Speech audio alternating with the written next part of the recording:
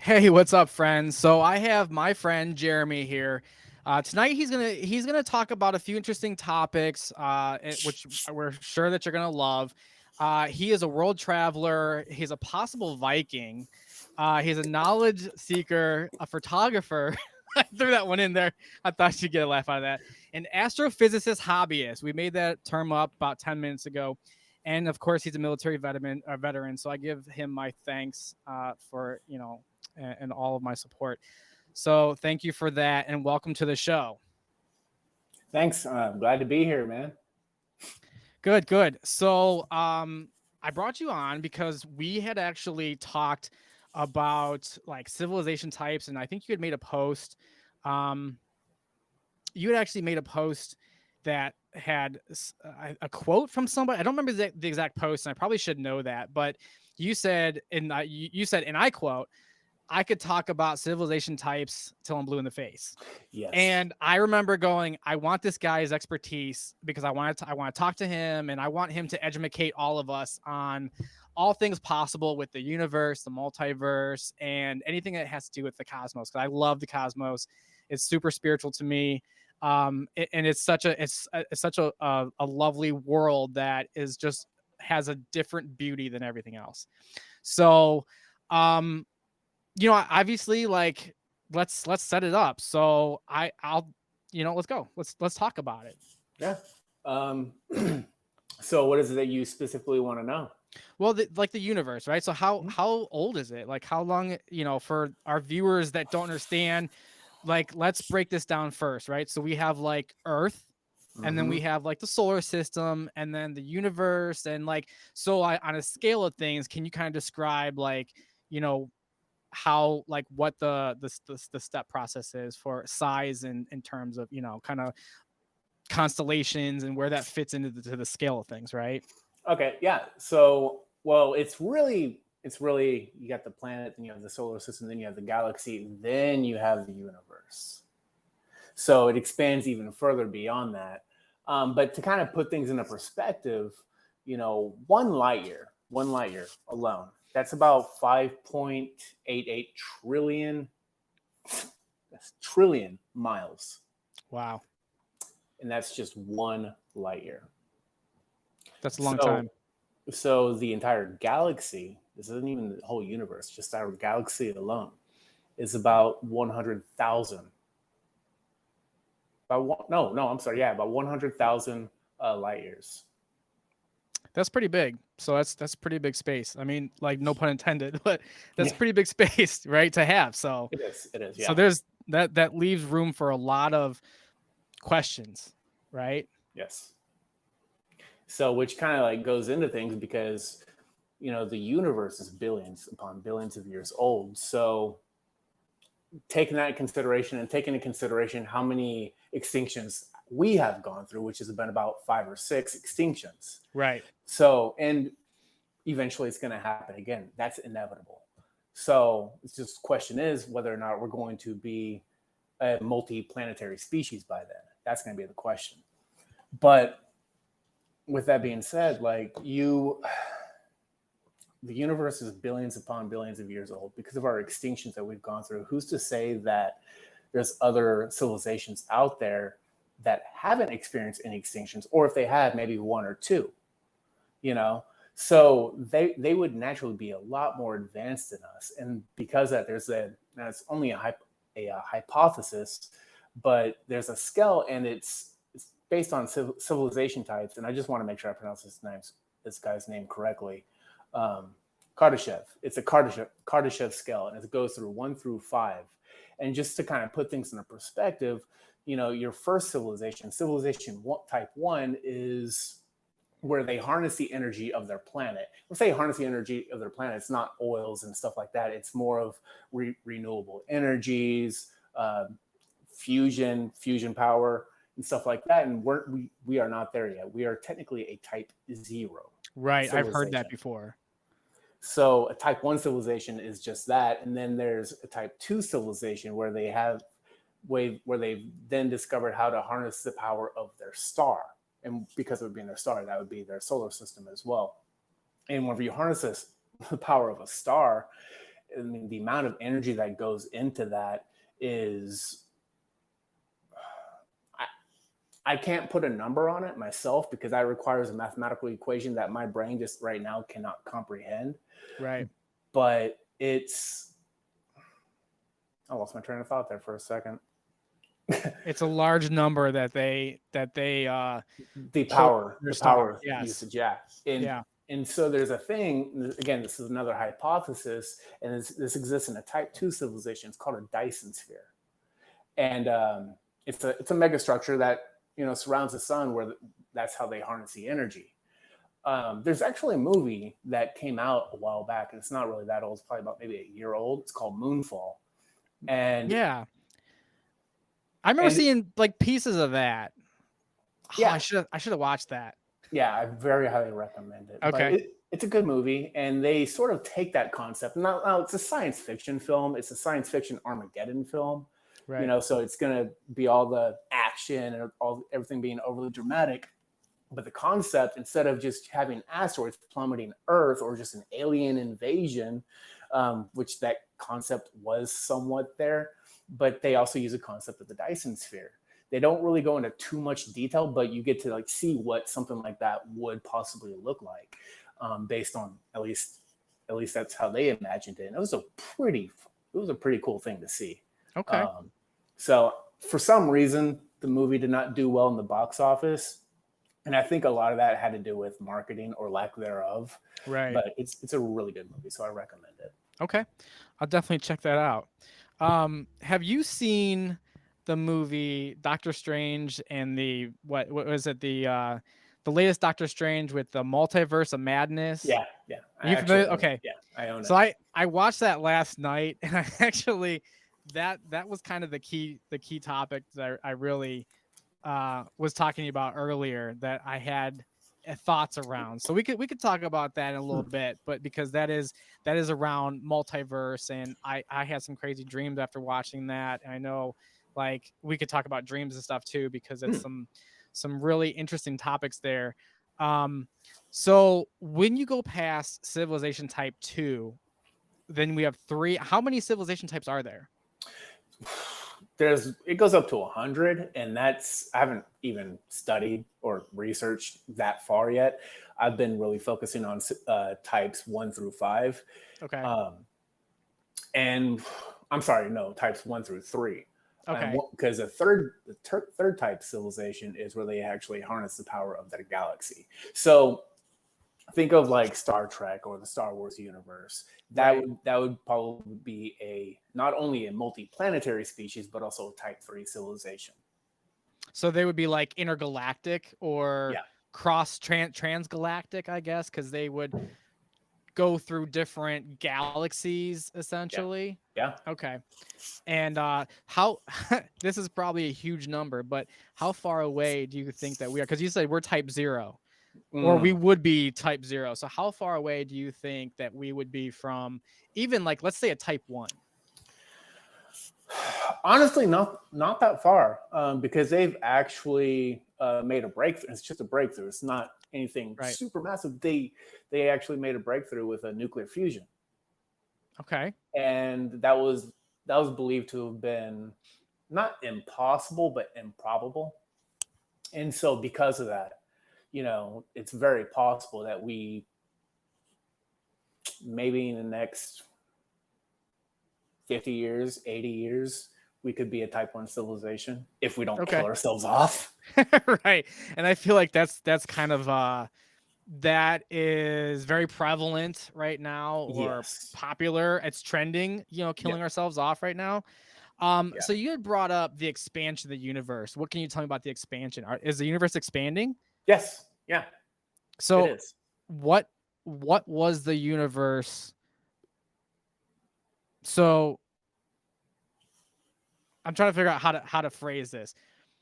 If the universe is vastness and there's no end, how does it expand, or is there an end? Ooh. Now, is this, let me ask you this before we get into like the answer. Is this going to be like hypotheses, or is this going to be like proven fact that the universe has a wall?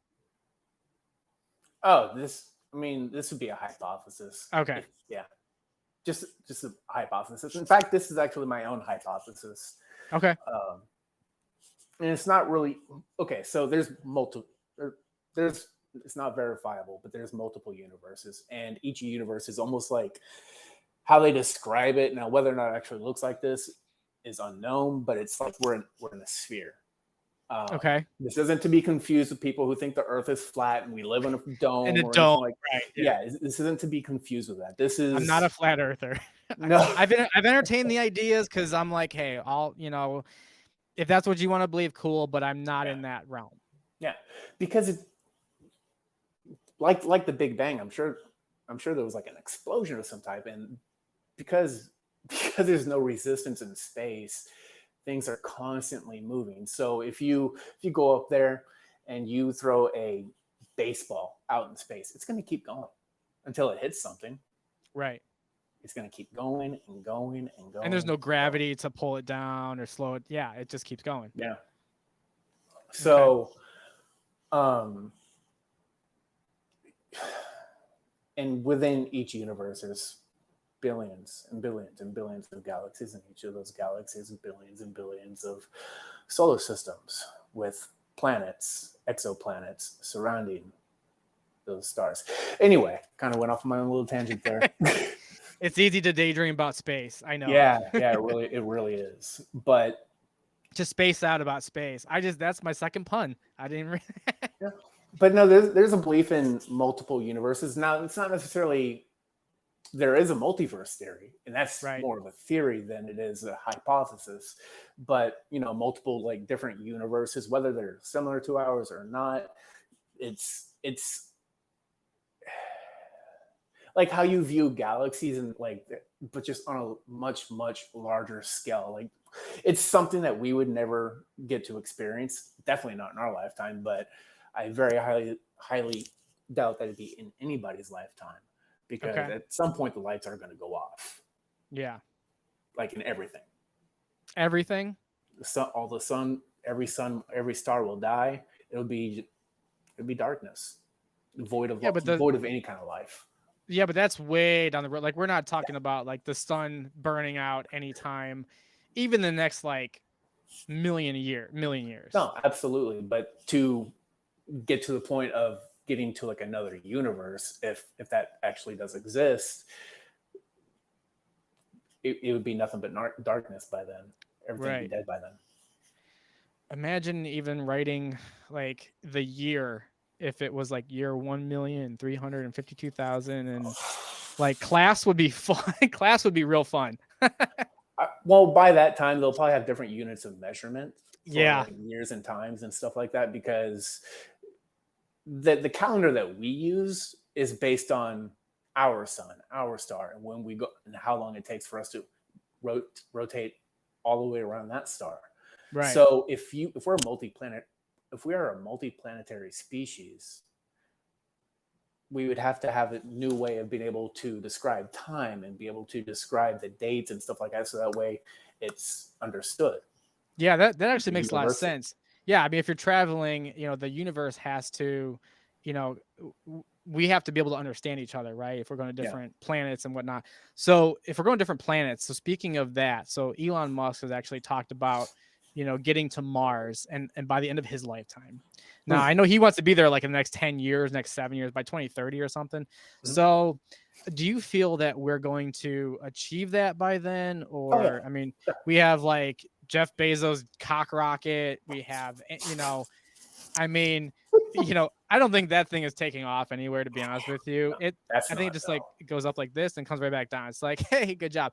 And then, Yeah. but you have Elon Musk who like literally lands rockets on water, on a launch pad that is swaying in the ocean. Like, I'm not an Elon Musk fanboy by any means. I don't follow I his am. news or anything, but I like his goal of getting to Mars, and because I think he understands the reality that we are kind of using up all of our resources on Earth, and unfortunately, that's the problem. Is in my opinion, we are growing too fast for what Mother Earth can actually hold or inhabit, and so we're destroying it. and killing rainforests and things. You know, I'm a huge conservationist, an animal lover, and so I understand growth and like you have to do those things, but I also understand like maybe we just need to move to another planet. you know, so how do you feel about like would you go with Elon to you know Mars? Absolutely. I mean, If I I, feel like that was a no brainer for you. yeah, I feel like if yeah, now granted, it's that planet is very hostile to human life. Very, very hostile. And we're talking about like windstorms at, actually, let me look that up real quick. so while you're looking that up, Yeah. there's a story. Have you actually heard that the circadian rhythm of people is actually closer to being more correct for Mars's setting than Earth?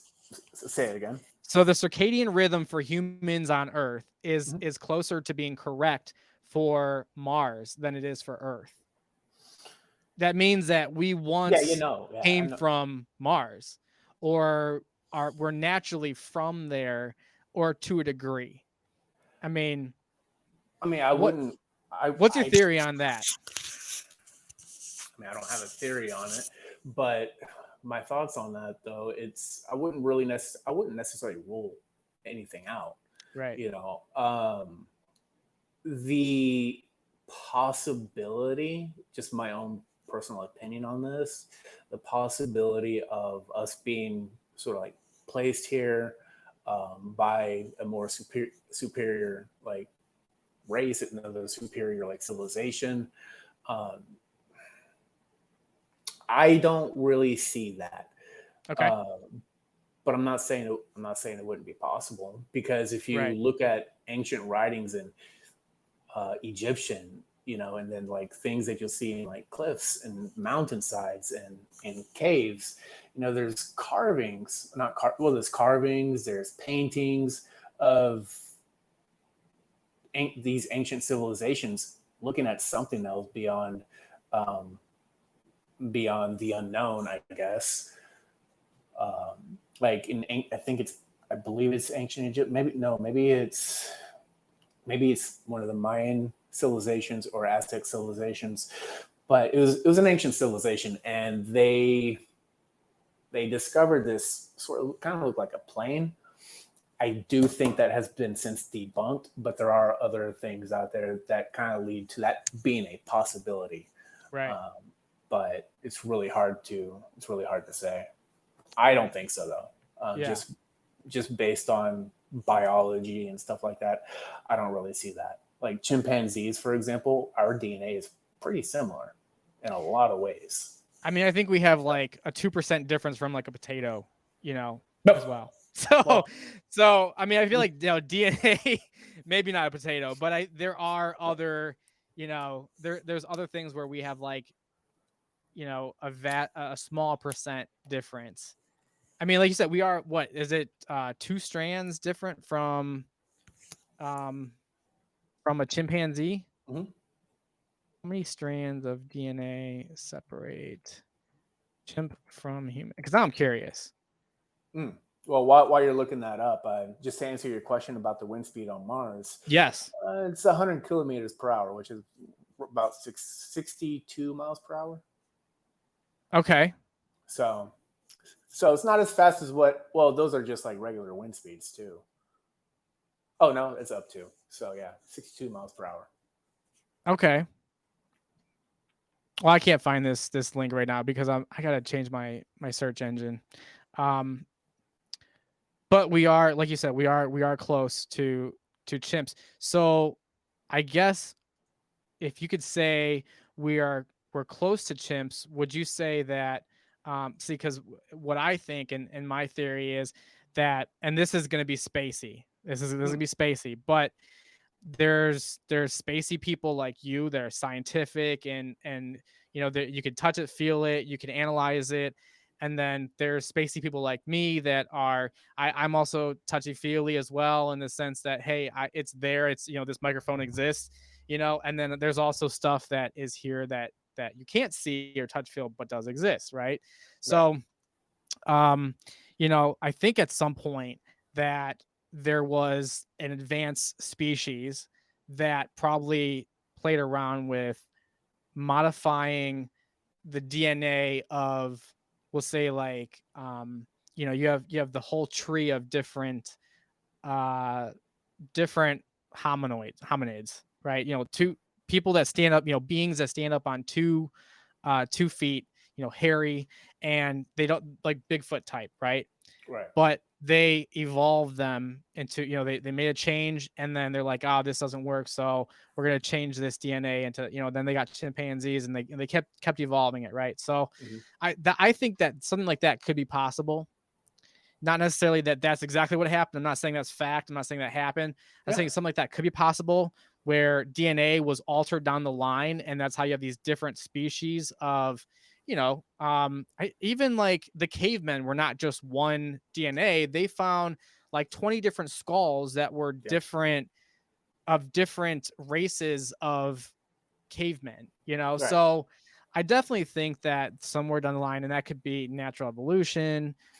It all depends on, what you believe. Now, this is Well, a open mind podcast, so yeah. So that is actually, that part right there is a lot more possible than a lot more plausible than what I was originally talking about with the just being like placed here or right. whatever.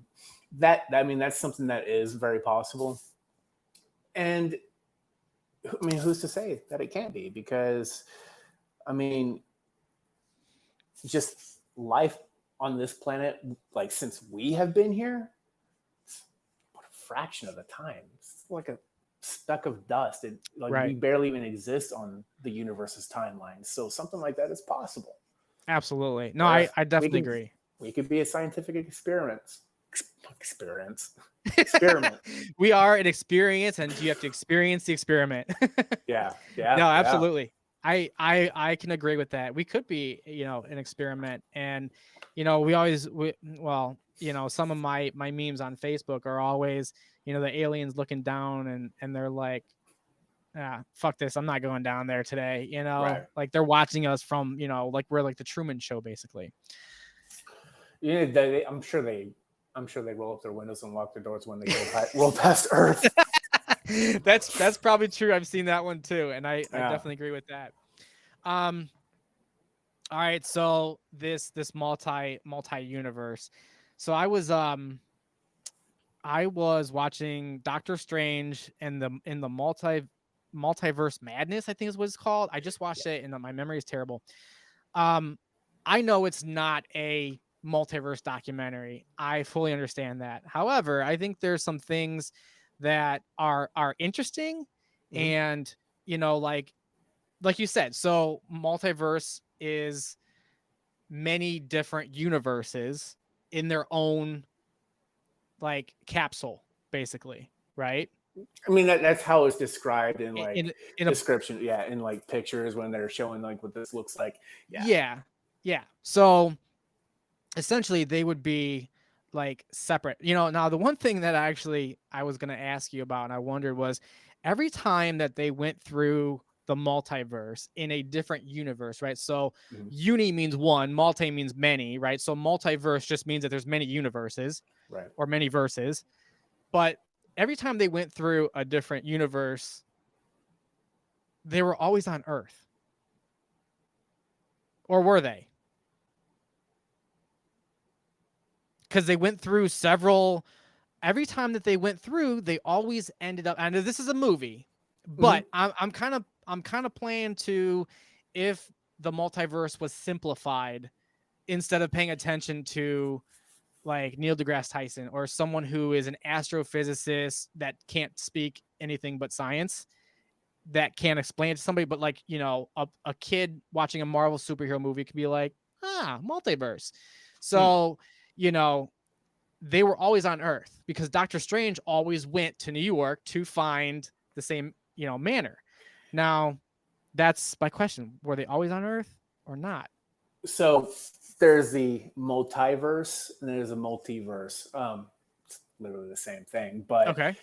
one is one is like this knowledge, like there's other universes out there, but then the multiverse, like kind of like what that movie's talking about, is based on a multiverse theory where you and we exist in a completely in the multiverse somewhere, Right. Multiple times over, and each one of us, we've made different decisions in life. So you and we in this multiverse, we might not even know each other.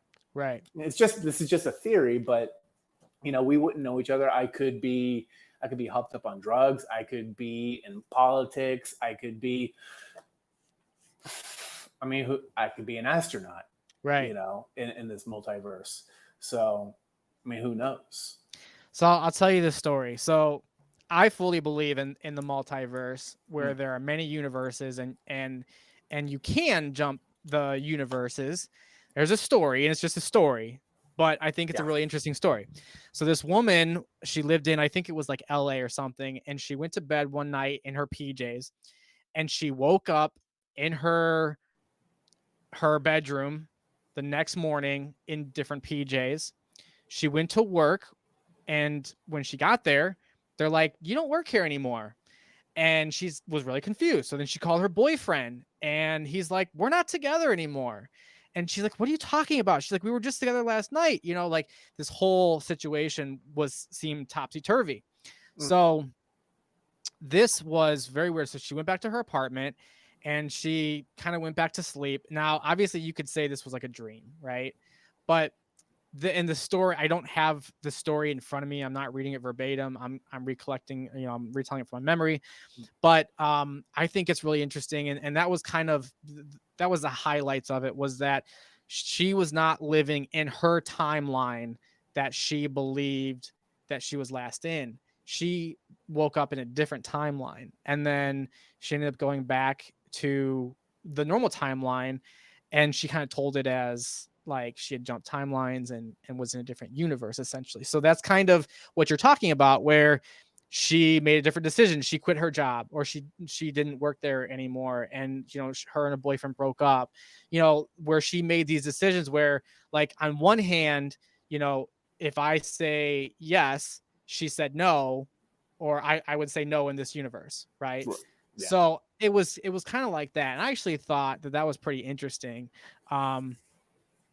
Yeah. So what are your thoughts on that? I mean, do you feel like, have you ever seen anything like that, or any stories, heard anything like that? Of people that experience this in real life? Yeah, people that just jump time. I mean, I've heard of things, but it's not really jumping universes or anything, but more like time, like you just mentioned, Right. where people have come from the future. Now it's whether or not these things are actually legitimate or not. It's Right. That's a big problem. Yeah. Right. Like all the UFO sightings from the 70s and 80s. Well, we still have UFO sightings now. Today, I yeah. mean, 2017, Commander Favor, Fravor. I mean, I'm more referring to like the ones where they threw like frisbees in the air or hubcaps. That's what I'm talking about. Okay. I'm not talking about like the actual right, not like the actual ones now, like right. the one. Okay, yeah, because people do that. I mean, that's crazy. I think one threw like a car hubcap and threw it and then photographed it, or had somebody photograph it, one or the other. I never heard that story. Oh, it's funny. I've never heard anything like that. That's crazy. Yeah, people try to do all kinds of things. That's funny. So on the topic of evolution, where do you see Earth in 50 years? Oh, well, in regards to evolution? And just anything. Where do you see Earth in 50 years? Like, period, everything.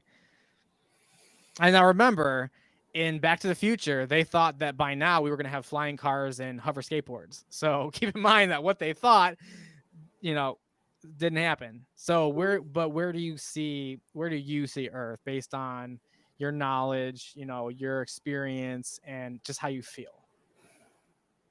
Well, you can go one of two ways, really.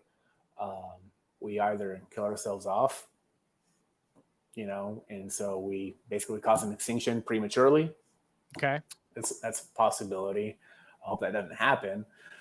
But the other possibility is I know a lot of people are going to hate to hear this, but this is something that is inevitable. I don't necessarily say, I'm not saying I agree with it, but it's inevitable. At some point in time, all nations will come together. That's a huge possibility. It might not seem like it right now, but it's a possibility. And it would be a one world government, because we become a multi-planetary species. Right. Warring against each other is not, we're going to be doomed. Yeah. I mean, that makes sense. Yeah, there's actually a Carl Sagan quote. Let me find it because I have it typed out. The new consciousness is developing, which sees Earth as a simple organism and recognize that an organism at war with itself is doomed. We are one planet. Carl Sagan. And this is that one planet right here. Yeah. Yeah. Where was this photo taken? How was this photo taken? So that photo was taken with Voyager 1. Okay. Right. And let me tell you that I just want to put things into perspective for you. Let's see, what is that? There we go. Nope, not that one. I've opened up too many tabs. I have the same problem. Hold on, give me a sec. Oh, found it. All right. So that little dot that you see, this one right here. Yeah, that's actually Earth. And there's a I won't even call it another quote by Carl Sagan. This is more of a statement, and it's, just bear with me. It's a good one. See that dot? That's here. That's home. That's us. On everyone, on it, everyone you love, everyone you know, everyone you ever heard of, every human being who ever was, lived out their lives. The aggregate of our joy and suffering, thousands of confident religions, ideologies, and economic doctrines, every hunter, every forger, every hero and coward, every creator and destroyer of civilizations, every king and peasant, every young couple in love, every mother and father, hopeful child, inventor and explorer, every teacher of morals, every corrupt politician, every superstar, every supreme leader, every saint and sinner in the history of our species lived there on a mote of dust suspended in a sunbeam. The Earth is a very small stage in a vast cosmic arena. Think of the rivers of blood spilled by all those generals and emperors, so that in glory and triumph they could become the momentary masters of a fraction of a dot. Think of the endless cruelties visited by the inhabitants of one corner of this pixel on the scarcely distinguishable inhabitants of some other corner, how frequent their misunderstandings, how eager they are to kill one another, how fervent their hatreds. Our posturings, our imagined self-importance, the delusion that we have some privileged position in the universe are challenged by this point of pale light. Our planet is a lonely speck in the great enveloping cosmic dark. In our obscurity, in all this vastness, there is no hint that help will come from elsewhere to save us from ourselves. The Earth is the only world known so far to harbor life. There is nowhere else, at least in the near future, to which our species could migrate, visit, yes, settle, not yet. Like it or not, for the moment, the Earth is where we make our stand. It has been said that astronomy is a humbling and character-building experience. There is perhaps no better demonstration of the folly of human conceits than this distant image of our tiny world. To me, it underscores our responsibility to deal more kindly with one another and to preserve and cherish the pale blue dot, the only home we've ever known. Carl Sagan, Pale Blue Dot, 1994. Wow. That was breathy. Yeah. Like I said, bear with me. It was a lot. Yeah. Yeah, that was a lot more than even I anticipated. Yeah. I mean, that was good. So this right here, this little circle right here that I'm circling with my mouse is Earth. And this was taken from, you said Voyager 1. Voyager 1. It was around the rings of satellite. It was around the rings of Saturn. Saturn. Okay. Yeah. So that was just even within our own solar system. Right. Okay. Yeah. Yeah. That's a really, really interesting picture. But that goes to show you, like, our universe is big, obviously a lot more than we think. Yeah. There's you like to play video games, right? Yeah. So there's actually a game. It's on PC and it's still available on consoles, but on consoles don't get support anymore. To a lot of people, this game is very, very, very boring. But I quite enjoy it a lot. It's called Elite Dangerous. Yeah, I have it. Okay. So you know about the game then? Yeah. To your viewers, it's a game that's a 1-to-1 scale of our entire Milky Way galaxy. It's just our galaxy. Right. It's a 1-to-1 scale. Just the Milky Way galaxy, not even the universe, just the galaxy. Just the galaxy. And I think that the planets on there are like auto-generated, right? So yeah. So I mean, now I played it because I had a really big space kind of phase, I guess. I was watching at the time it was the new Danger Will Robinson, I watched it on Netflix. I can't think of the name right now. I'm having it's escaping me too. Hold on. Yeah. So I watched that and I was like, man, I want to pilot a spaceship. And then I think I bought a joystick or something, and I found like games that I can pilot spaceships, and I was like into, like Take on Mars, where you build like a Mars civilization. And then they're Elite Dangerous, and I thought it was great. I mean, I loved it. Yeah. And though the games they're automatically I think it's called auto procedure or something like that. Procedurally generated. Procedurally generated. That's what it is. Yes. Yeah.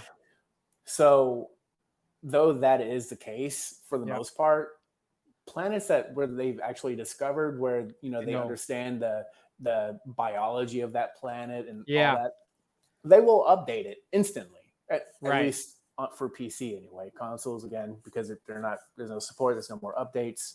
Probably got lost with the wind now. But if like TRAPPIST, for example, that solar system, TRAPPIST 1b, I think is what it is.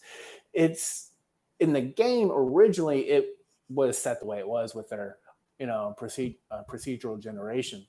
Okay. But whenever information came back with more updated data, it got corrected in the game.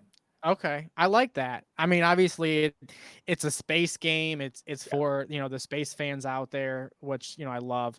Are you you're obviously a gamer or have played games. Are you familiar with Starfield coming out in, I think it's August or September 6th, I think it is. Yeah, I'm familiar. I'm on PlayStation though. So. Okay. Yeah. All right. See, I'm on PC and I do have Xbox. So we're not even like, yeah. I'm going to be switching to PC so I can go back to playing Elite Dangerous again and actually be able to, land on planets with, albeit thin, but with atmospheres. Right. I mean, it sounds fun. I mean, I played it a little bit. I got kind of into it, but there are people that like live in that game as like a second life. Like I've read about like the rat crew where they go out there, and if you jump, field rats. Yeah.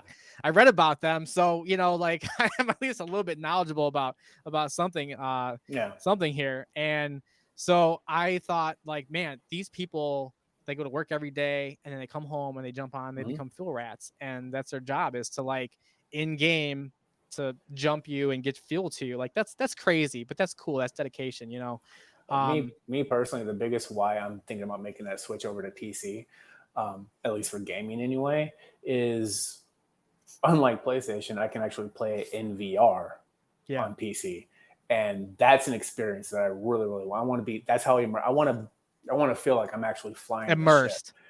Yeah. Well, then that we could talk about the movie Gamer. Have you seen Gamer? Yeah.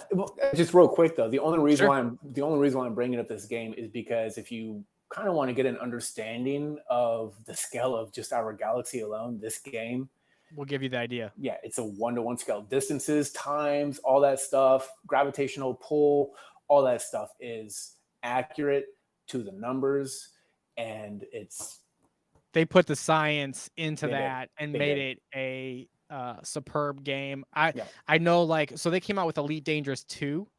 And I think that they did that, and you can come out of your ship. So You're talking about Odyssey.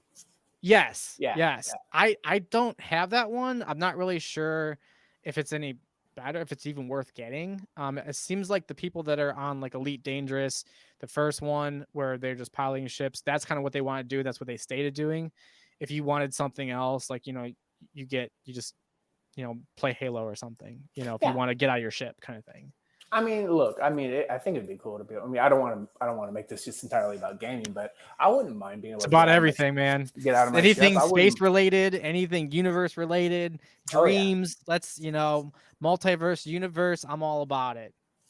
But I mean, I would definitely want to be able to get out of my ship, have some space legs to be able to walk around and, see what it'd be like to jump on this planet with this type of gravitational pull. You know, so I would love to experience something like that. And again, something I can't do on console. I can't even land on atmospheric planets. Really? Yeah, yeah. So we don't even get that experience. That they had already stopped support for consoles before before that had happened. That's weird. Yeah. Yeah, that's probably a reason to jump back to PC. I think PC is better anyway. I Yeah. mean, you have every PC, Xbox, and PlayStation have their own perks and whatnot. But I've always been a PC player. Um, you know, so I just kind of that's kind of my thing. Who's your celebrity crush? Oh yeah. All right. I mean, just kind of changing topics here, like, Yeah, like that was. I'm curious about, yeah. But yeah, You, automatically. Oh, ooh, two. okay, you got two of them. Well, no. If I really had to pick one, just one, Jessica Alba. Jessica Alba. Yeah, Is it because she's in the Fantastic Four and she's been she to space? is, but no, that's not why. I just think she's just absolutely beautiful. Okay. Yeah, she's just a beautiful woman. And who was the other one? Scarlett Johansson. You know what? I like Scarlett Johansson myself, actually. So I definitely, that's probably my celebrity crush, if I had to say. Yeah, So I agree with you. I can see that. that was a toss up for me. I could, ooh, but yeah. So Jessica or Scarlett, if you're watching, you got your man right there. Jessica Alba, I think, is married with a family now. Oh, She's still absolutely gorgeous, but yeah. She's married. At least as far as I know, anyway. So congrats to her, Scarlett Johansson. What's up? Maybe in a second universe, or in another universe, she's not. I don't know. Yeah. All right. So, what was the hardest challenge that you had to overcome in your life? Oh, that's a heavy one right there. So, without going into too much detail, I had a lot of childhood trauma, and before I even recognized that I had childhood trauma, I found myself with military trauma, which is kind of what, like, the straw that broke the camel's back, Okay. as one of my sisters likes to put it. It was a rough time. So I had to, as an adult, I had to overcome a lot of childhood trauma and military trauma, and it was difficult. But that'd probably be my biggest thing in life that I had to overcome, because I had to, not just the trauma itself, but everything that went into creating that trauma. Right. So yeah, it's not just acknowledging the trauma, but it's also dealing with the intricacies of the trauma. yeah, and I get it. I mean, I'm in the same boat there, and I'm still dealing with it. Of course, you're always going to continue. If you're working on yourself, you're always going to be working on getting better. You never want to become complacent. I've done that before, and Right. it took a while, but it snuck back up on me. Just, it was a slow process. So yeah, Right. you got to be consistent with it. Yeah, and you can't get lazy with it either. I mean, you have to definitely, it's a serious thing, and it really hurts a lot of people more than that they're aware. So yeah, especially the ones around them, because if they have unresolved trauma who knows what kind of abuse. And abuse doesn't necessarily have to be physical, but sometimes it could be mental abuse, could be emotional manipulation. Right. Um, it could be a facet of things, Yeah, I that mean, you won't realize what you're doing. people always think abuse is strictly physical, and there's a lot of different kinds of abuse that, like you said, people don't realize, and then you are affecting other people, Yeah. because of how it affected you. And I mean, if you don't deal with things like that, then it'll just it'll impact everybody around you, your job, your home life, your family and life and everything Hmm. like that. So it's not going to be easy to live a good life. No. So I fully understand that. And a lot of um people that have that sort of trauma that's unresolved, not always the case, but a lot of them have this victim mentality. And I know that because before I started, before I started my process of getting better, like I used to have a very, very victimized mentality.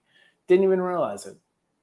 Oh yeah, yeah. Yeah, that's common. A lot of it's feeling sorry for ourselves, and because I had Hmm. that for a little bit, but I mean, I've always kind of been of the mindset, um, hey, this is just part of life. It just made me who I am today, put me in the Yep. situation I am today, and that it takes time to, before to it takes time to get out of that mentality, and it's everybody does it as at their own pace, and that's the important part, is to not rush yourself, but Yeah, you're not going to obviously. get better. You're not going to get better overnight. eh, It's going to be a process, and sometimes you're going to be reliving those emotions, not the experiences themselves, but you're going to be reliving those right. emotions, which will trigger the memories.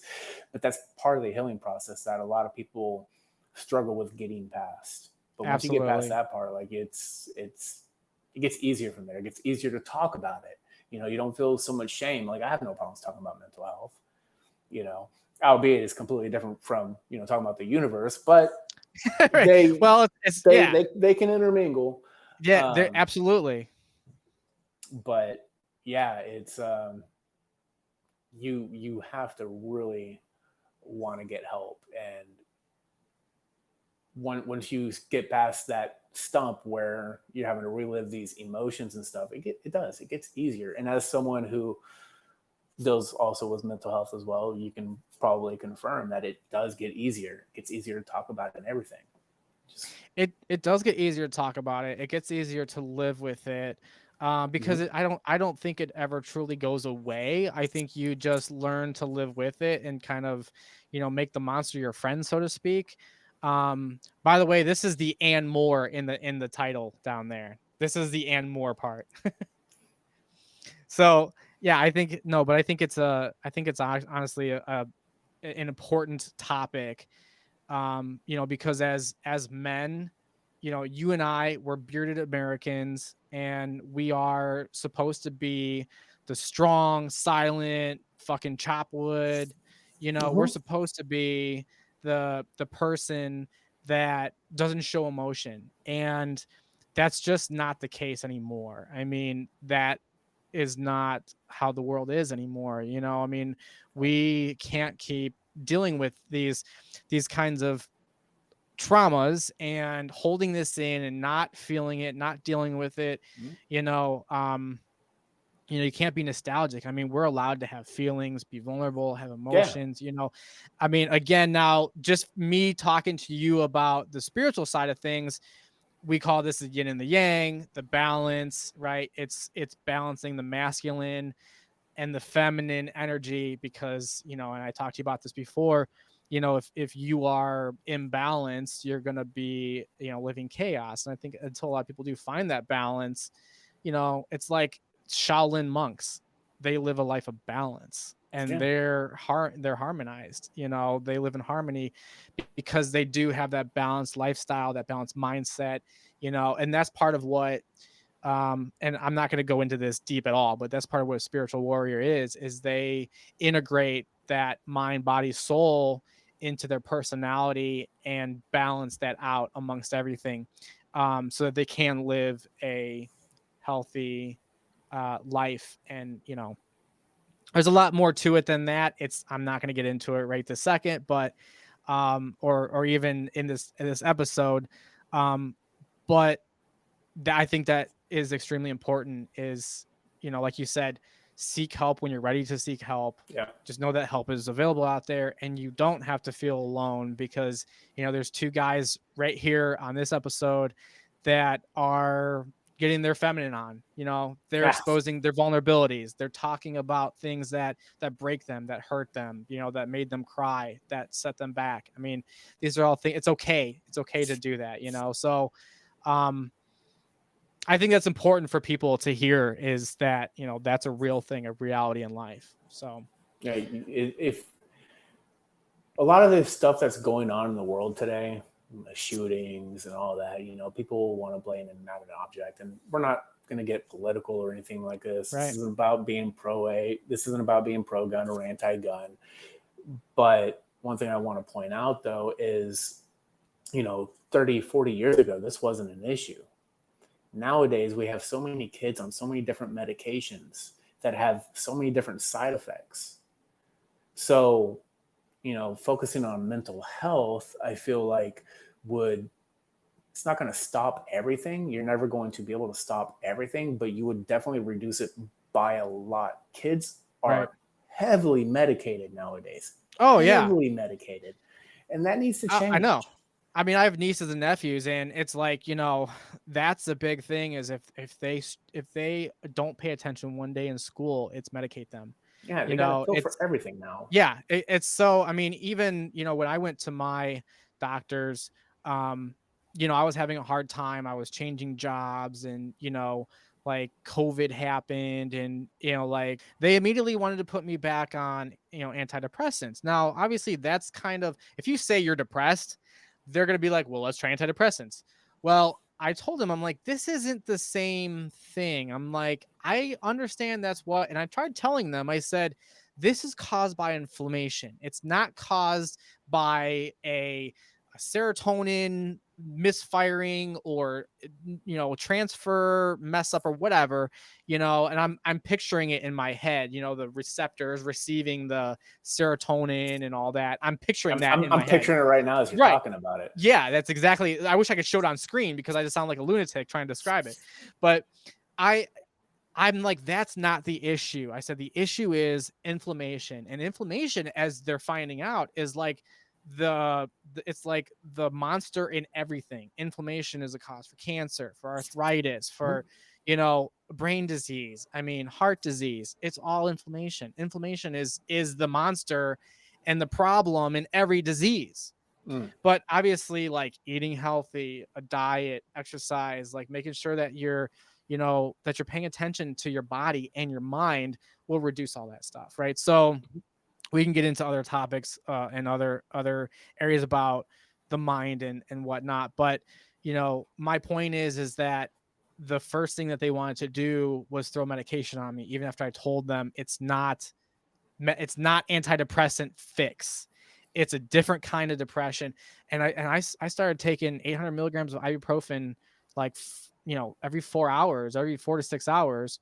But again, back to my point, is that, like you said, they're just throwing medications on you. It's like, try this medication, then you get a side effect, and then take this medication.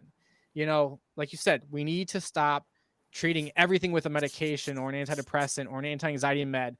I mean, they were putting me on these meds that for anxiety and depression, and I was falling asleep. Like at work, I was constantly drowsy. I call them numb and dumb meds, because that's basically what they make you do, is they make you numb to your feelings, to like laughter, to like pain, to like, you don't actually feel.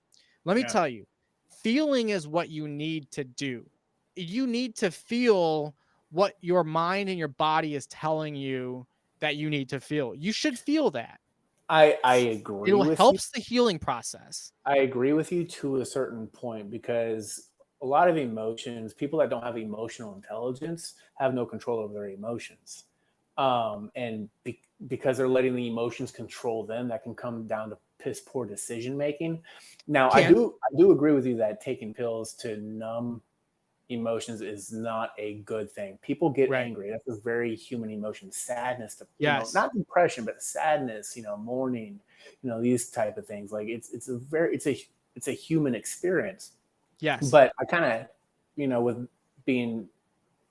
with doctors wanting to prescribe me, not pain medication, but, antidepressants and stuff like that.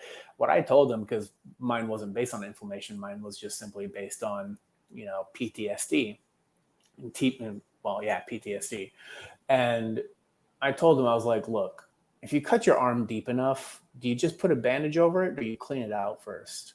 Like, well, you clean it out first. I'm like, that's what I want to do. And if it comes down to it, after I clean it out, if I still feel like I need that bandage, then I'll get that bandage.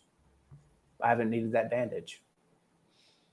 No, that's good. I mean, we don't want to bandage everything. You know? Exactly. You want to clean the wound out. What can cause the infection? Because if you don't, it's going to get infected. It's going to spread, and it can cause death. I always use the analogy that if you put a Band-Aid on something, it's only going to make the wound fester. The Band-Aid's going to pop off, and it's worse for everybody. Then you got to do twice the work. That's my view of it. And you're right. It's absolutely right what you said. No, because I mean, using that reference to mental health, if you don't actually clean that wound out like you're supposed to, it's going to spread just like an actual infection, and it can cause your death, just in a different way. Absolutely. I fully agree with you. So on that note, if you had the world's attention for 5 minutes, what would you say? What would you say to them? Ooh, okay. Tell every single person that you love them. Plain and simple. Remind them that you love them. That doesn't mean, you have to tell them every single day, like reach out to, your sister every single day, or your brother every day, or whatever. And be like, I love you. I just want to remind you. But every now and then, just, remind them, like, I admire you. I love you. I care about you. And maintain good relationships.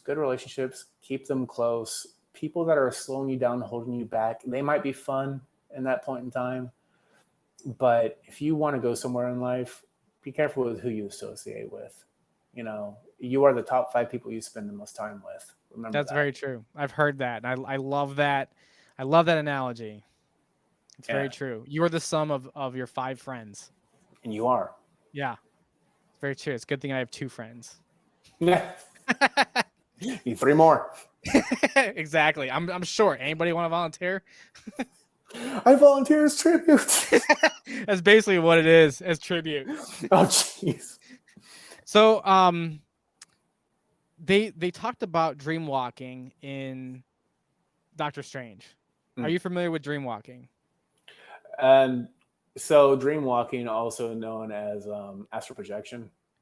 Well, in some cases, it's more of like, so dream walking lucid dreaming. Lucid dreaming is they're all kind of similar, right? So like lucid dreaming is being aware that you're dreaming and controlling your own dream. Right. Dream walking is psychically going into somebody else's dream and controlling them, manipulating them through that, right? Kind of just how Doctor Strange was manipulating the zombie kind of thing, which is weird because it wasn't a dream, but because I don't know. But and then there's astral projection, which is basically your astral body coming out and viewing different. I mean, that would be great, viewing different universe and time. Now there's people that have actually done this, and they can prove. I mean, it's being used for to track down a Russian sub or something like that. Yeah, I mean, they've used it to track down. Well, they've used remote viewing to track down downed aircraft and stuff. And there was a spy that had actually, he was a U.S. spy that had passed away. He was probably killed in the 80s. I think it was like the 80s or 90s. And he's in an unmarked grave, but he was the biggest remote viewer for the U.S. government, which is crazy that they were using these, but Soviets had them too during the Cold War. So I'm not going to get into that right now. We can save that for another episode. Yeah. But have you ever had any dreams or anything that were like really unique that, something? Yeah. Quite a handful of them. I'm not going to go into too much detail about this one because there is a dream a lot more recent that I definitely want to discuss, but I've had dreams talking about wars and stuff. I remember I was probably about 17, 18 years old where I had this dream, which is actually, this is my first time, because I've told people about this dream. This is my first time actually talking about it on a more public wide scale basis. Yeah. Yeah. But all I remember is I'm sitting in a stadium. It's kind of like a baseball stadium, right? Okay. And it was nighttime. All the lights were on. The stadium lights, like really, like if you stare at the light for too long, it kind of hurts your eyes. Yeah. Like sitting in a classroom. Um, and I remember I could see all the stars in the sky, and I could hear this sort of like, it was like whistling. And as it got closer, I realized what it was. And by the time I realized what it was, everything turned white, right? Not black, white. And then I'm now on the stadium turf. I'm looking around, and this same stadium is still halfway standing, halfway destroyed, very similar to the Colosseum in Rome, Okay. but without it being the Roman Colosseum. And I'm looking around, and I see people holding on to the life and falling to their death, and women, children, men, some mangled, and it was just total chaos. I turn around and I see this old man, long gray white beard, long gray white hair, staff. And he just looks at me. He's like, "This is not a dream. This is a prophecy." And then I woke up. Okay. Okay.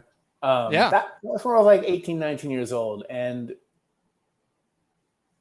for reference, how old are you now? I'll be 37 in a few weeks. Okay. So that was a while ago. Yeah. Okay. And I still remember it as if it's something that actually happened. And it probably doesn't help the fact that there's nuclear threats going on. So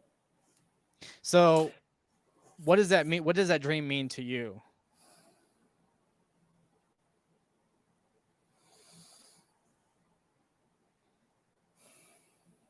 that dream, Do you think that was like a futuristic view? Like, I feel like it could be a warning. like of a nuclear explosion? Not thing? not necessarily, because dreams are not exactly black and white. Right. But I feel like it was definitely a warning of something coming. And this year, 2025, for some reason, just never escapes my brain. It's like the two are like connected somehow. And I don't ask how I came up with that number. Okay. No, of course. Yeah. Don't know. I really don't. That's how it works, is you just receive information and you don't know where it came from. You don't know why it came there, but you're just like, it's in my brain. So we call that downloading information in my world, where you're receiving information from essentially spirit or source. It's a higher power. So just to kind of jump a little subject here, Nikola Tesla and Albert Einstein and all these different people that created and invented things, right? So they weren't the only person to invent those things. At the same time, somewhere across the world, somebody was inventing the same thing too. So the reason for that is because in the consciousness and in all around us is where these ideas reside, and we just go up there and we pick one, right? That's kind of like what happens. And so these ideas were given to us or streamed or downloaded to us. So I think even Nikola Tesla had talked about this in some of his journals, where he was like, these ideas just came to me. Even like Nostradamus talked about some of this, where he just had these visions. These ideas were downloaded to us, and they were also given to somebody else as well. And the first person that came up with it, obviously, they were the ones credited. Now, Nikola Tesla, I think in my from everything that I've done research wise, he's the one that really takes credit or should get credit for like electricity and wireless, because I think he even worked on like wireless electricity, transmitting electricity wirelessly, way before we even had like standard, like, I mean, he invented like the telegraph. I mean, I like, maybe not the telegraph per se, but the technology of the telegraph, right? So I mean, he's not even credit, he died poor. I mean, the government pretty much took all of his shit. And so that's Nikola Tesla is a huge interest of mine, but that kind of goes into what you were saying, is where you're just like, man, I don't know why that year is in my head, but it's like, I don't know, but that's what it is. And I feel strongly about that. Yeah, since that number has stuck out to me before I even had that dream. Welcome to being an intuitive. Yeah. So 2020, the year 2025 has been sticking out to me since I was either in the 8th grade or 9th grade, one of those 2 years. I know it was before I know it was before 1911. 1911. Before the cult. Before the year of the great rising of the cold. Yeah, no. Right. 9/11. Yes. I know what you meant. Yeah, but I did it twice. It's I did it okay. twice. I stopped myself the first time and I did it again. It's okay. No, 9/11. Yeah. So I know it was before that. And I don't know. I like you said, sometimes you just can't explain things like that. But the most recent dream that I had that is sticking to my mind just as clearly as the one I just told you. I get a knock on the door, right? And I'm like looking around and I see like the street and like I see these like little things, like they're running into these homes and they're running out and they're running in and running out. But they're moving like fast, like not fast enough to be alive because I could still see them, Right. but Yeah. fast enough, kind of like the Flash sort of thing. I was like, what the hell's going on? You can see And trails. Trails, yeah. And that part's a little woo-woo, but I get a knock on the door. Mm-hmm. And there's this person at the door, and just wanted me to come with him. And for some reason I did, Okay. And then I wake up and he asked me to come with him and I end up in this sort of like a vortex. Not really a vortex. It was like I was teleported. I don't know. It was like I was getting sucked into this Like a tunnel? like a wormhole tunnel Okay. type thing. But Yeah. but instead of me falling or actually moving, it's like it engulfed me and then I'm where I'm at. Okay. And then I come out of this or wake up or whatever, and I'm in this ship, and the blinds come up. I'm in a completely different solar system now. Completely different solar system. And the same guy that had me come with him, he comes up to me and he's showing me every single solar system. And you see like the main star that the solar system is based on, you just see it going lighting up, going out, lighting up, going out, lighting up, going out, lighting up, going out, which was to signify each extinction. Okay. And you just see it just lighting up all over the place until, that solar system is no longer blinking. Right. Done. Done for. And he's telling me how every planet goes through its mass extinctions and stuff like that. And, kind of going back what we were talking about earlier, how we've gone through multiple extinctions and it won't be our first and it won't be our last kind of thing. And the planet that he was taking me to, there had to be a lot of gravity because there wasn't a whole lot of mountains. It was pretty flat. Okay.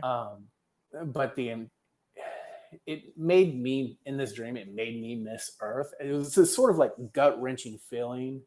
Like, shit, I really, really don't want to fucking be here right now. Yeah. Excuse my language. But I really don't want to be here right now type of thing. It was, but I knew that this person was saving me from something, trying to get me away from something for whatever reason. Never found out in the dream.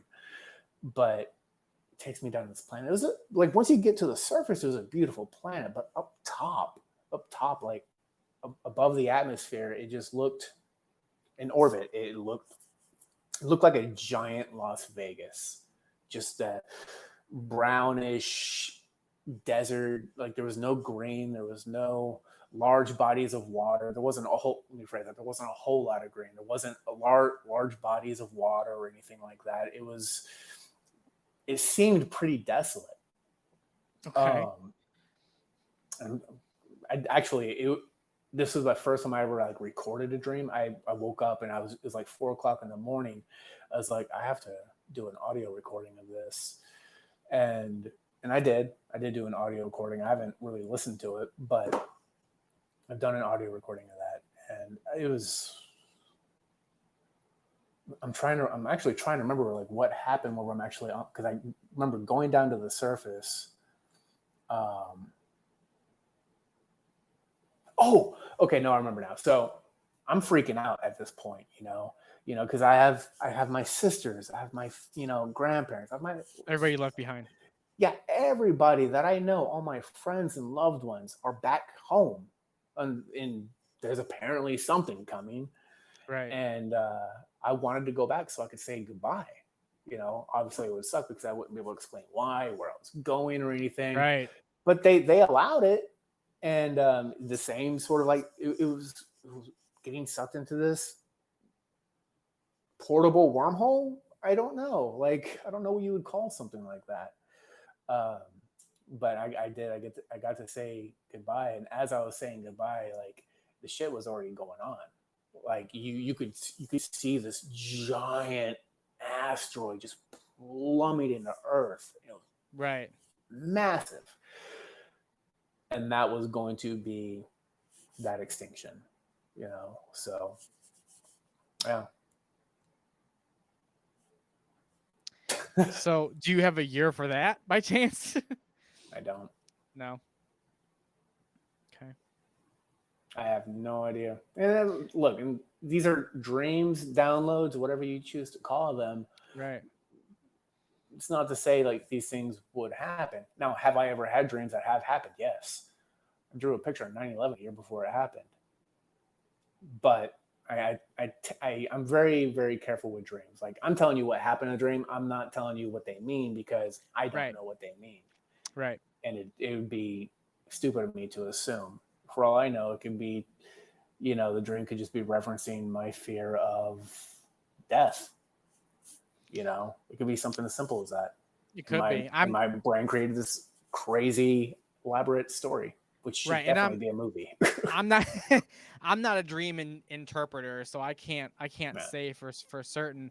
What I can say that I did want to bring up to you is in the movie last night, I don't even remember his name, but he's the Sorcerer Supreme. It's not Doctor Strange, it's the other guy.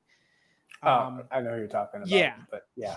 So when he first heard about the connection that Doctor Strange had with this girl in her dream, he made the comment and said, so dreams are the windows into other universes. And when he said that, I kind of went, shit. Because I felt that. Like I personally felt that. I had a dream. I've had several dreams that I don't remember now, but I just know when I woke up, I was like, that's something is special about that, and there was one that I do remember that I wrote down that should be a movie. I wrote it down. I opened my computer and I typed it out. Like I came right downstairs and did it. And it was like I was kind of like time jumping in my dream, and every time I was going to see this girl, and every time I came back, she was a couple years older and I was a couple years older, and like it was almost like I was visiting her, and like her situation had changed every time I came back, and like I remember like the feeling of it, and it felt very different universe to me, if I'm being honest. It just didn't feel like a dream, so I really feel like that's kind of like what you were saying, like where you felt like it was something more than just there's a giant lobster chasing after me. Exactly, or a giant crab or something like. If my sisters see this, they would understand, because they probably don't remember I'm sure they remember the dream, but they probably don't remember telling me because I was so young, or they probably don't expect me to remember because I was so young. But exactly, I do. You're like, hey, I remember. I know about that giant crab. They're probably going, oh my god, Jeremy, you said you weren't going to tell anybody, now you just told everybody. The perks of being related to me. Yeah. I was gonna say your little brother. I'm the baby, and I have two sisters. I'm the baby in my family, so I'm the baby and have two sisters as well. Yeah. So we're like identical, basically. Kind of weird. Yeah. Bald, beard, Yep. 36. Pretty much.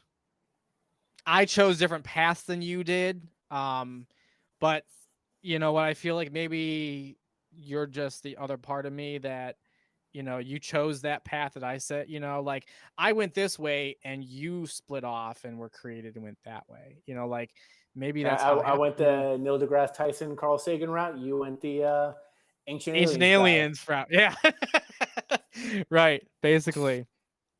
How long have you been doing this? How long have you been going down this rabbit hole? How long have you been into the science? I know, again, I'm not saying that you're spiritual Hmm. like I Oh, I'm am, spiritual. or I'm to that spiritual. degree, but how long have you been going down this cosmos, this astrophysicist hobby, studying the types of civilizations? Now you said we know of like 5, but there's like hypothesized to be like at least 100. How long have you been studying these for? Oh, we don't even know of 5. The entire scale is a hypothesis. So Okay, right. I mean, it's it's not yeah, proven. Like we can't prove right, it, but right. they say that there might be 5, or they hypothesize. Is it 5? I think 4 or 5, but I 4 or mean 5. it, they're not even saying that. It's just it's just something that would make sense, I guess. So It's hard to explain. It's because it's sort of in this like gray area where it's not like officially like we think there's a possibility that something like this exists, but it's a very very realistic concept because it's not something that's taken from science fiction. It can be used in science fiction films, right, sure, but it's not something that's taken from science fiction. So the understanding of how old just our universe is, and it puts things into perspective that something like that is very very possible to be able to harness the sun. And my guess is that this gentleman, because I want to give you his first name too, Nikolai Kardashev. Kardashev. He was Yeah, born in Yeah, he was born in 1932 and passed away in 2019.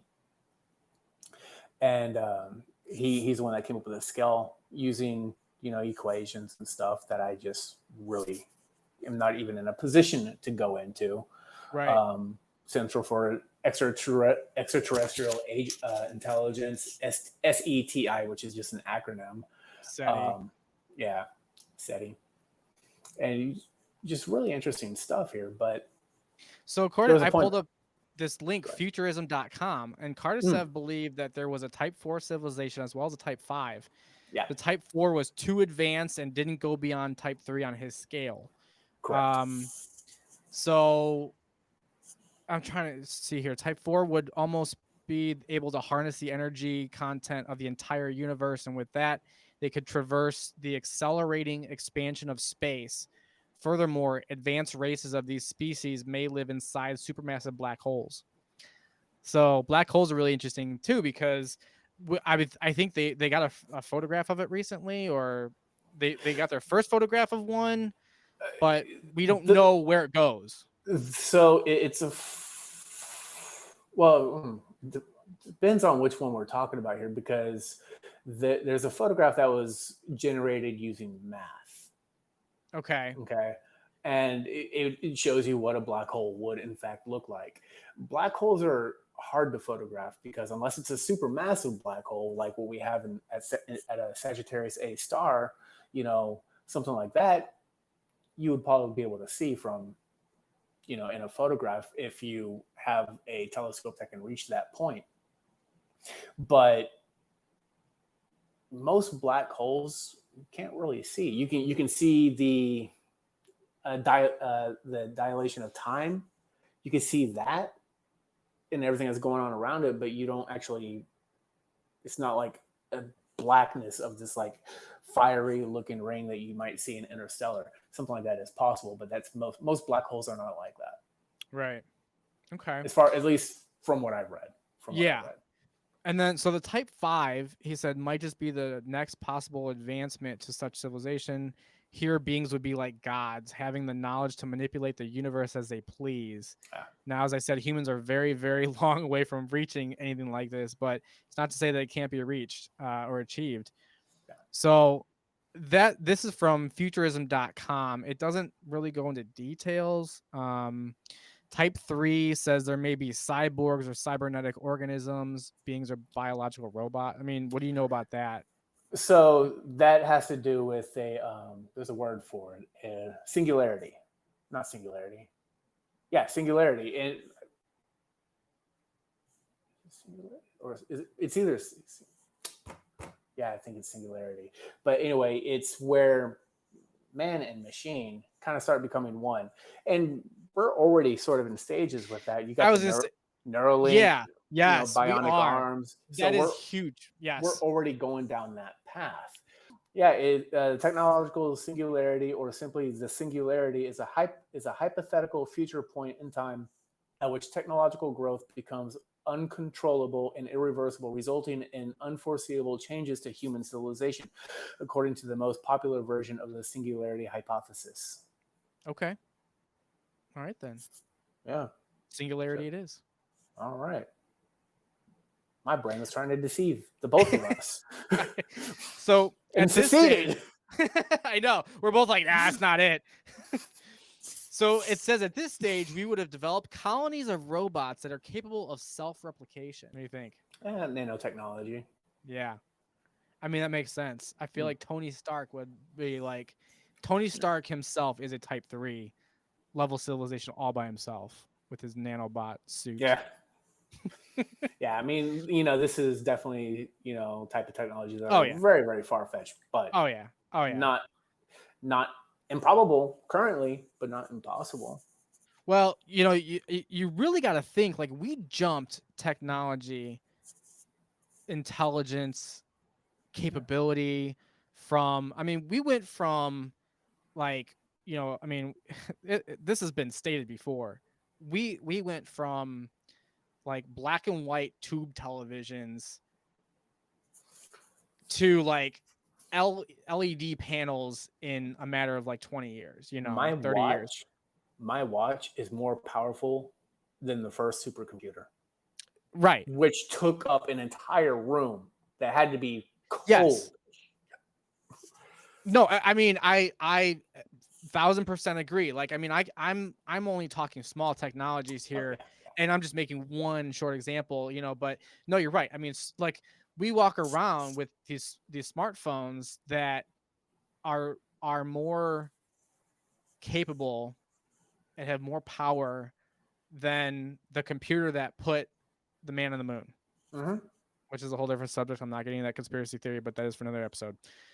And so we basically have jumped technology so fast. Yeah. I definitely believe it was aliens. It was aliens. It was aliens. It was aliens. Yeah. You had to. I had to do that. I don't have the hair, but it was definitely aliens. Giorgio Tsoukalos is his name. The hair that he has on his head that he doesn't have on his face. Yeah, it's inverse basically. It's migrated. Yeah. Everything goes down and through my head and comes out my chin and my cheeks. That's how my facial hair happens. Yeah, nobody warned me that turning 30 means I would lose my hair, which I will be getting back through the same means that Elon Musk did it, because I do not want to walk around looking like a white Mao of China. How did he get his hair? What, he got hair back? Yeah. It was like a type of implant that you can get. Now this is real hair and it grows and stuff. They do something with like the hair follicles. This is not something I'm informed on. Okay, I was gonna say, I'm like, if I don't know anything about this, so if you know something, let me know. Yeah, no, I'm curious. And it works. It works. Now you're probably not gonna have the same full head of hair that you had whenever you were in your prime, but you will actually have hair again, and it won't be. It'll look like you have a full head of hair, because that's what it will be, and it will grow. You'll be able to cut it. It's not something that's like a wig, right? So.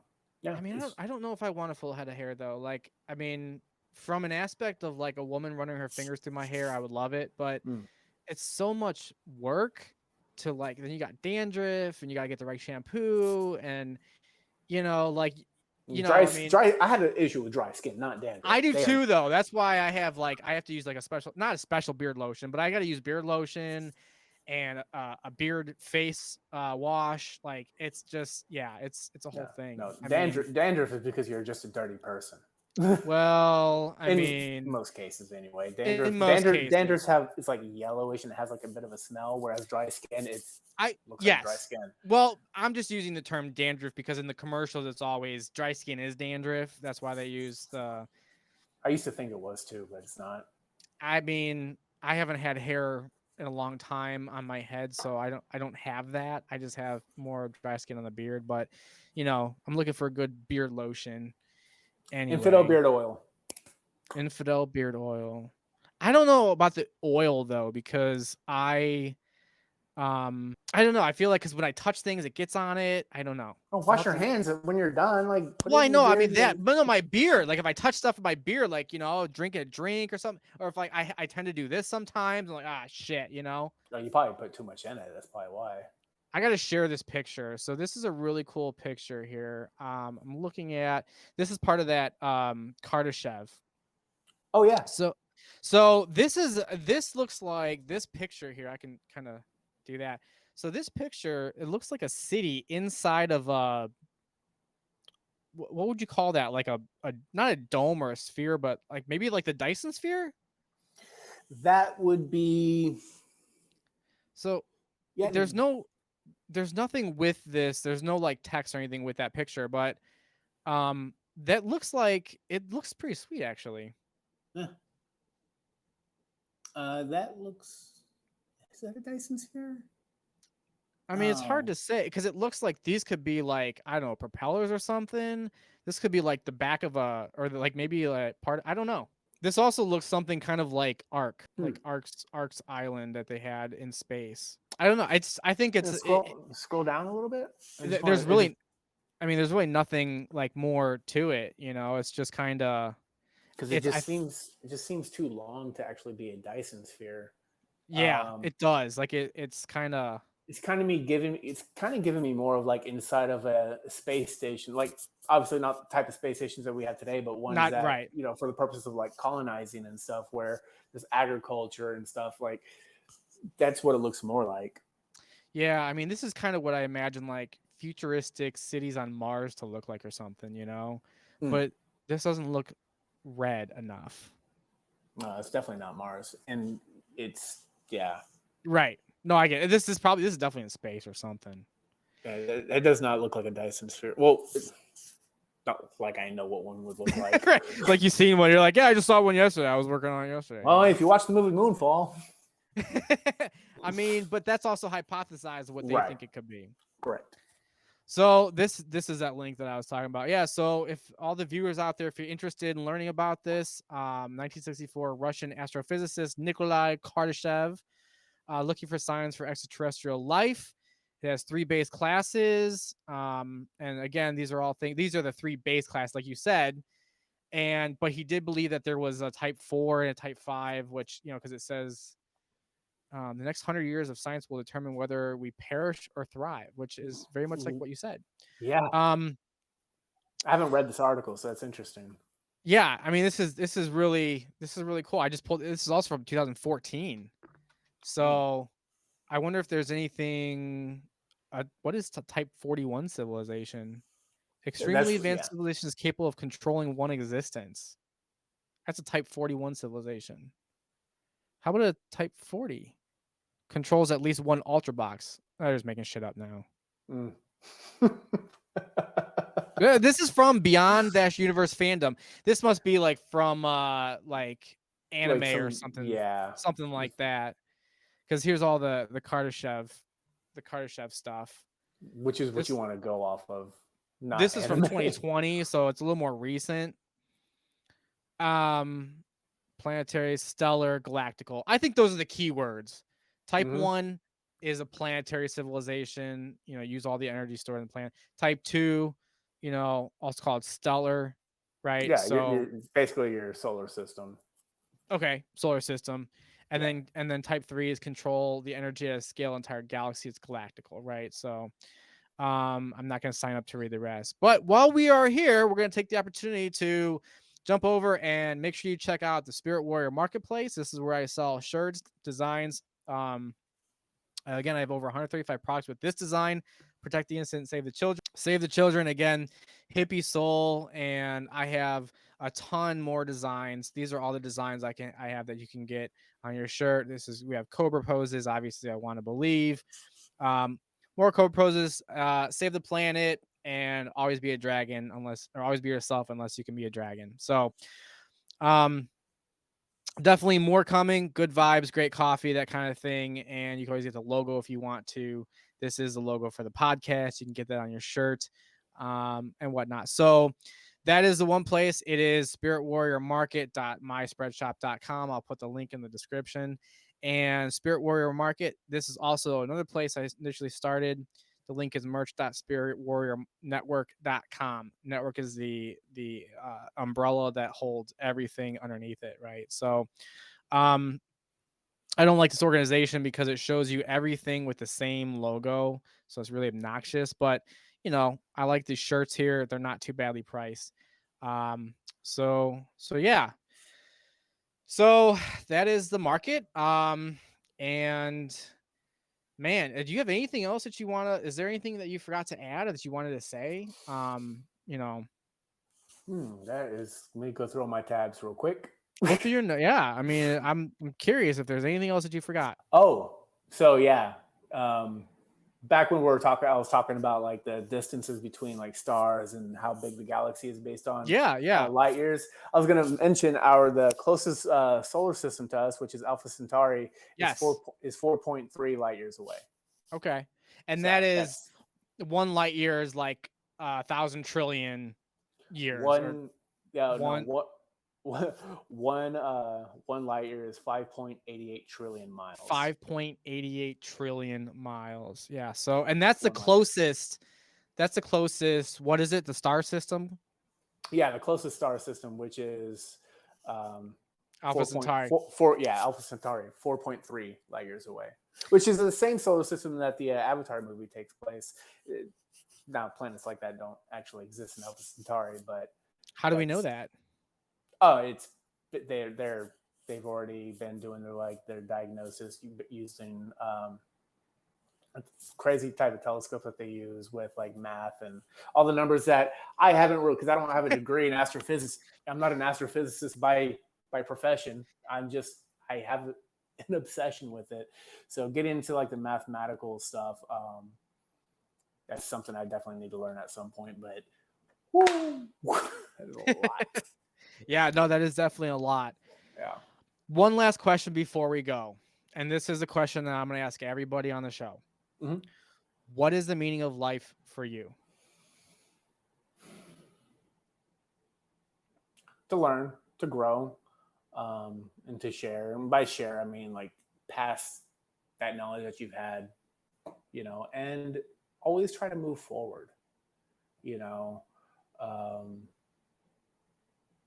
love each other. I mean, there's gonna be people that you don't like, but you don't have to be toxic about it. I mean, people disagree all the time. Take the current political climate, to both sides won't even listen to each other. That's not going to get us anywhere, but to our demise. So people need to start listening to each other, even if you don't agree with them. There's people I listen to that I don't agree with. I might debate with them, but I still listen to what they have to say.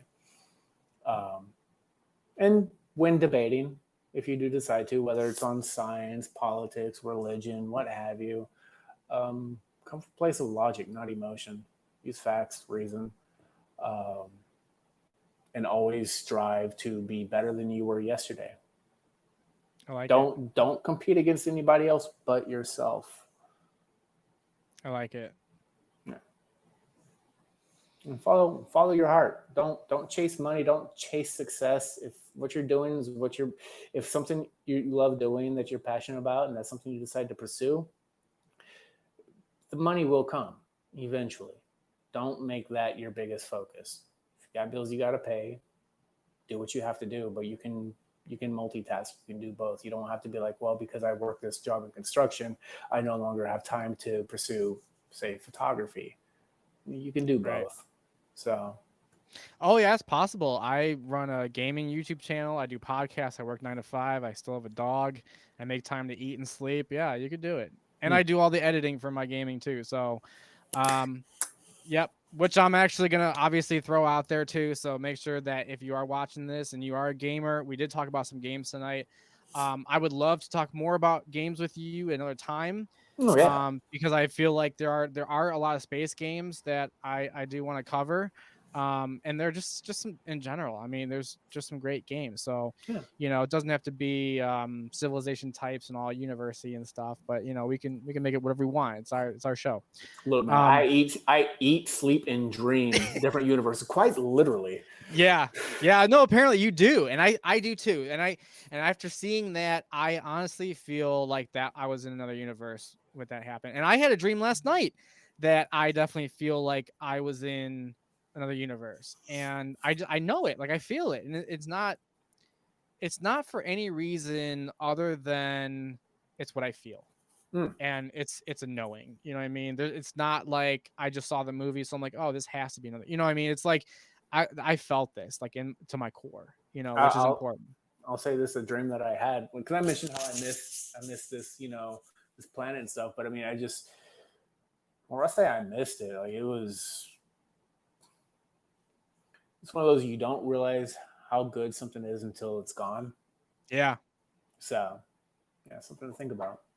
yeah, definitely. Well, your meaning of life to you was very complex, so I'm just gonna Very. leave it at that. My meaning of life is simple, but it changes all the time because obviously, as you learn new things, you update how you feel about things, right? So, Yeah. but I loved it. I mean, you had absolute phenomenal advice, and I hope that anybody could take anything from this. And if something's not for you, then you know, Yeah. just don't worry about it. Yeah. Just don't live Move on in to the next thing. fear. Live in Yeah, don't live in fear. live in You know, love. live in love. Live in love. Live in love. Think for yourself. Think independently. Don't follow what everybody else is doing, unless it's something you actually do agree with. I love how we're giving advice now, like to whoever's listening, like, Yeah. yeah, take this life advice because we're awesome. We're awesome demonstrations of perfect life livers. Life livers, if that's a thing that what you can call somebody. Yeah. Yeah. But it's look, man. It's never Follow too your late to. passion. It's Follow your never. passion. Follow your dreams. It's never too late to do your course correction. No, absolutely. I mean, absolutely. You know, you steer the course until you make a change. Yeah. That's how it goes. If you want to see where dreams have died, go to a grave. That's a good one. I like that. No. I like that. All right, we're gonna end the show there. So, yeah, it's been great, and I look forward to talking to you again. Yeah, And we'll absolutely. we'll do it again soon. All right. Thanks for having me, man. All right, thanks for coming on, Jeremy. All right. You have a good night. You too.